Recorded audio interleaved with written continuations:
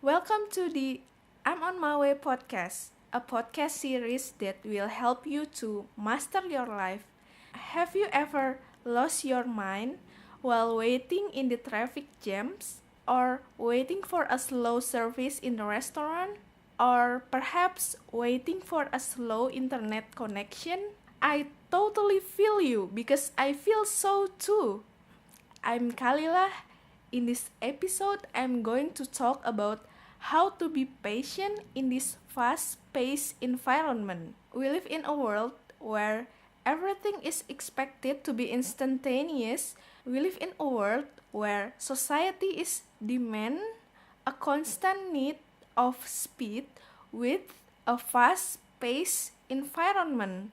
Patience is becoming a sort of thing that's hard to practice. Before we go further, let's talk about what is patience. According to Oxford Dictionary, patience is the capacity to accept or tolerate delay, trouble, or suffering without becoming annoyed or anxious. It is the ability to tolerate, to keep calm, and also persevere when faced with difficulties. Sounds so easy, right? Or maybe not so easy? Well, patience isn't something which comes instantly. Since it's an ability, you must exercise and practice it regularly. Put in mind that patience can only be developed with patience. So if you want to be a more patient person, get ready to work hard. Let's get into talking about how to be a patient person. You can try these three ways to become more patient. Number one, you have to understand your triggers. Actually, what makes you become impatient? What's the trigger?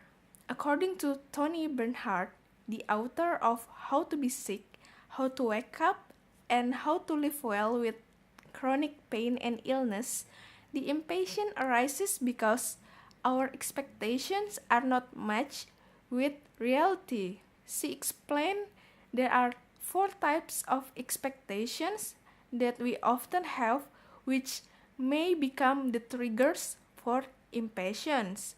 First, we tend to expect the environment to conform to our expectations. For examples, no traffic jams, no long lines, no airport delays, no waiting too long for food to arrive at restaurant. Second, we tend to expect people to conform to our expectations in the sense that they ought to behave to the way that we think they should behave.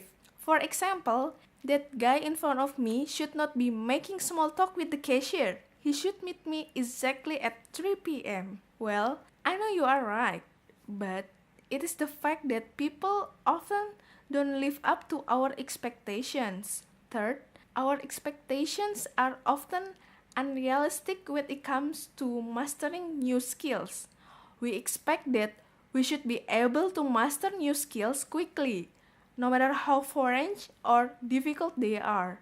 Fourth, our expectations are almost always unrealistic when it comes to what goes on in our minds. We cannot control what negative thoughts and emotions arise all the time. Being impatient doesn't put a stop to it. After knowing all these four categories of expectations, which one tend to make you be unrealistic about in your life? Think about it, whether it's the first one, second, third, or fourth. Now, let's do some exercise to reflect and find out what is your trigger for your impatient behavior. The source of this exercise is from Celestine, who is the founder of Personal Excellence, a platform to help people to achieve their highest potential in life. Grab a piece of paper and pen or anything you can type with. Pause this episode for a moment to prepare yourself to do this exercise. And I will be right here waiting for you, like Richard Marx chorus in his song. Hello, welcome back. If you're at this point, I think I can assume that you already have a piece of paper and pen, or whatever you choose to type with. Let's begin. Get ready to type. Step 1. I want you to think about recent incident or situation where you experience an impatient behavior. Think about it. One recent situation. After you think about it, please write it down. The second step, I want you to ask yourself, why am I so impatient? Write everything that comes to your mind. After that, go deeper into your answers by challenging them. Ask why or ask follow-up question to continue the thread of thought. And then repeat the step 3 until you get to the bottom of the issue. Go deeper and deeper again into your answers. Ask why and other follow-up question. Have you finished the exercise? Okay, I think you already finished. I'm sure after completing the exercise, you will find the root cause of your impatience and why it happened. It is important to understand the root cause of your impatience in order to change from being an impatient person to a patient one. Moving on to the number 2. The second way to become patient is to counteract your triggers. You have to counteract your triggers. When you feel impatient, you need to get out of this frame quickly from your mind by counteracting it. You can counteract it by doing calming exercises and paying attention to how it feels in your mind and in your body. You watch them, but don't act. Take slow, deep breaths and count to 10. This breathing technique helps to slow down your heart rate in order to relax your body and distance your emotionally from the situation. If you are feeling really impatient, you might need to do a longer count or do this several times.